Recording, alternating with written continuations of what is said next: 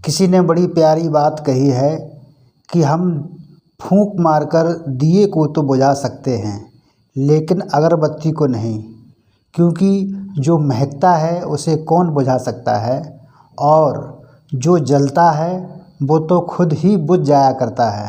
Hello guys, मैं दिनेश चंद्रा आपके लिए एक छोटी सी कहानी। ये कहानी है एक महिला की। उस महिला की प्रतिदिन की दिनचर्या थी कि वो प्रतिदिन मंदिर जाया करती थी।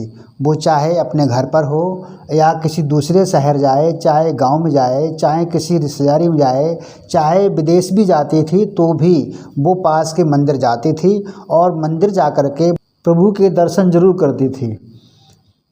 तो इस तरह उसकी दिनचर्या थी।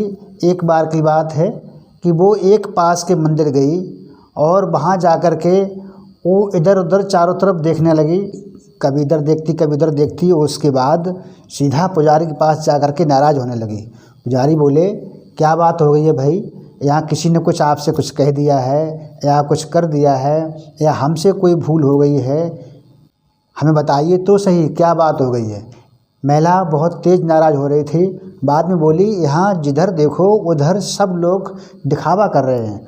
कोई अपने मोबाइल से फ़ोटो खींच रहा है तो कोई वीडियो बना रहा है, कोई भगवान जी की वीडियो बना रहा है, कोई प्रभु की मूर्तियों की फ़ोटो खींच रहा है, कोई अपनी नौकरी की बात कर रहा है, कोई गपशप कर रहा है, कोई कुछ कर रहा है। कोई भी ऐसा मुझे नहीं दिख रहा है जो यहाँ पर प्रभु की भक्ति कर रहा हो। ये यहाँ दिखावा क्यों हो रहा है? यहाँ ये नौटंकी क्यों हो रही है? वो पुजारी उस महिला को बड़े ध्यान से सुन रहा था और जब महिला की बात पूरी हो गई तो पुजारी बोला, आप एक काम कीजिए, हम आपके सारे प्रश्नों का उत्तर देंगे लेकिन कल देंगे। आप कल मंदिर आइएगा और 2 छोटे छोटे काम करके आइएगा। पहला, आप घर से आना तो पैदल आना, किसी वाहन का प्रयोग नहीं करना, घर से पैदल आना। और दूसरा, एक लोटे में जल लेकर के आना। ध्यान रखना लोटा ऊपर तक जल से भरा हो और ध्यान ये रखना है कि रास्ते में कहीं जल छलके नहीं, कहीं इधर उधर गिरे नहीं।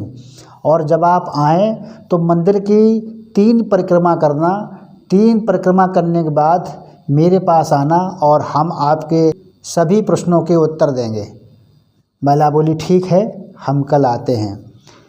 अगले दिन महिला सुबह तैयार हुई और एक बड़े से लोटे में पूरा जल भरा और घर से पैदल मंदिर गई। और मंदिर जाते वक्त उसने बहुत ध्यान रखा कि कहीं भी जल इधर उधर गिरने न पाए। महिला मंदिर पहुंची और मंदिर में पहुंचने के बाद उसने मंदिर की 3 परिक्रमा की, जल चढ़ाया और जल चढ़ाने के बाद पूजा अर्चना की। उसके बाद प्रभु के दर्शन किए। दर्शन करने के बाद फिर वो पुजारी के पास पहुंची। वो महिला पुजारी के पास बैठ गई और कहने लगी, महाराज अब हमारे प्रश्नों को उत्तर दीजिए। पुजारी बोले, हम आपके प्रश्नों को उत्तर दें उससे पहले हम आपसे कुछ पूछना चाहते हैं। पहली बात, आप घर से पैदल आईं? महिला बोली, जी हाँ। दूसरी बात, आप घर से आईं और आपने लोटा भर कर के लाई हैं, वो जल चढ़ाया प्रभु पर। तो घर से निकलने से और यहाँ आने तक आपने किसको मोबाइल चलाते हुए देखा और कितने लोगों को वीडियो बनाते हुए देखा, कितने लोगों को बातचीत करते हुए देखा, कितने लोगों को इधर उधर की बात करते हुए देखा और कितने लोगों को टाइम पास करते हुए देखा है? महिला बोली, मैंने तो आज किसी को नहीं देखा। आज तो मैंने किसी को नहीं देखा। आज तो हमें कोई ऐसा नहीं दिखाई दिया जो जैसा हम आपको बता रहे थे। तो पुजारी बोला, आज आपका ध्यान सिर्फ और सिर्फ उस जल पर था, उस लोटे पर था और आपको ये ध्यान केंद्रित रखना पड़ा कि कहीं मेरा लोटे का जल इधर उधर गिर न जाए। तो आपका पूरा ध्यान लोटे पर था और मंदिर आने के बाद आपका पूरा ध्यान प्रभु की पूजा और भक्ति पर था, इसलिए आपको इधर उधर की कोई भी दुनियादारी दिखाई नहीं दी। तो महिला समझ गई थी कि पुजारी आखिरकार उसे क्या समझाना चाहते थे। तो दोस्तों, ये छोटी सी कहानी हमें सिखाती है कि जब हमारा कोई एक गोल होता है और उस गोल पर हम पूरा ध्यान केंद्रित करते हैं तो इधर उधर की कोई भी चीज़ मुझे ना तो दिखाई देती है और ना ही सुनाई देती है।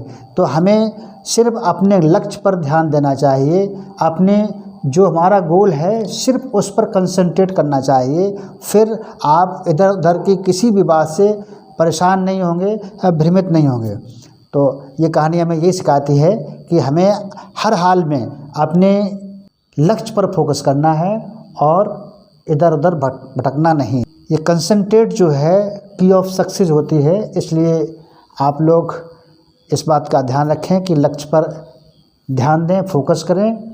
और कहानी के अंत में एक बार फिर से वही कहेंगे, कर दिखाओ कुछ सबसे परे जो दुनिया आपको गूगल करे। Thank you.